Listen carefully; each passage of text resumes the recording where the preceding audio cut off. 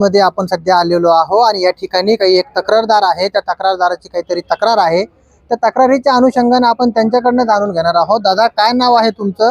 कुठली तक्रार घेऊन तुम्ही आज या ठिकाणी आलेले आहात? माझं नाव शमीम शेख.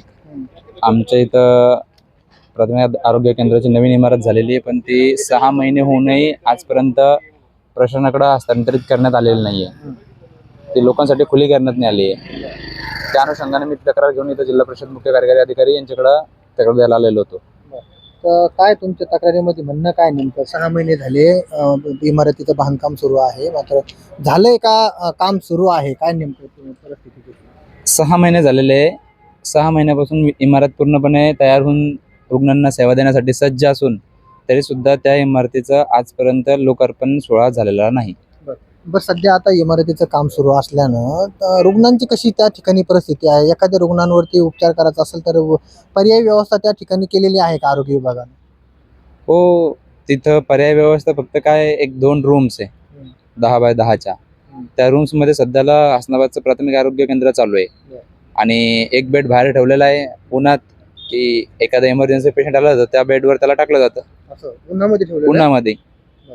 आणि या ठिकाणी जी तक्रार तुम्ही दिलेली आहे, तर वरिष्ठ अधिकारी यांच्यासोबत काही बोलणं झालं का या संदर्भात? त्यातले एक म्हणजे वरिष्ठ अधिकारी तर नाही म्हणता येईल, पण इथले जे काही प्रशासकीय अधिकारी आहे आरोग्य विभागाचे, त्यांच्यासोबत माझं बोलणं झालेलं. तर त्यांचं असं म्हणणं आहे की ठीक आहे, त्या इमारतीचं पूर्ण काम झालेलं आहे, सगळ्या गोष्टी आहे, फक्त सोलर पॅनल बसवायचे आहे वरती विद्युत पुरवठ्यासाठी.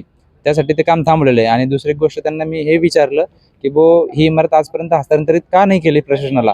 त्यांचं म्हणणं आहे की नाही, हस्तांतरित झालेली आहे म्हणे, त्याचं उद्घाटन झालेलं आहे, पण तिथं तर आजपर्यंत उद्घाटन झालेलं नाही इमारतीचं मुळात.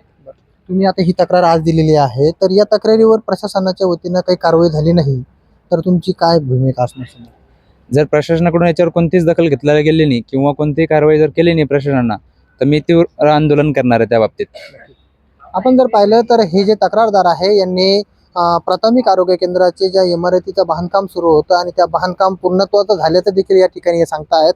आणि याच विषयी यांनी आज जिल्हा परिषद जालना या ठिकाणी जिल्हा आरोग्य अधिकारी यांच्या लेखी स्वरूपामध्ये तक्रार देखील दिलेली आहे. मात्र या ठिकाणी या तक्रारदाराच्या अनुषंगानं मी देखील संबंधित विभागाच्या अधिकारी यांच्याशी देखील संपर्क साधण्याचा प्रयत्न केला, मात्र त्या देखील या ठिकाणी उपलब्ध नव्हत्या आणि काही वेळात मी येणार असल्याचं त्यांनी सांगितलंय. मात्र या तक्रारदाराच्या तक्रारीवरती प्रशासन काय कारवाई करतं हे देखील पाहणं तेवढंच महत्त्वाचं असणार आहे. सोनाजी जोगदंडे, story.com, जालना.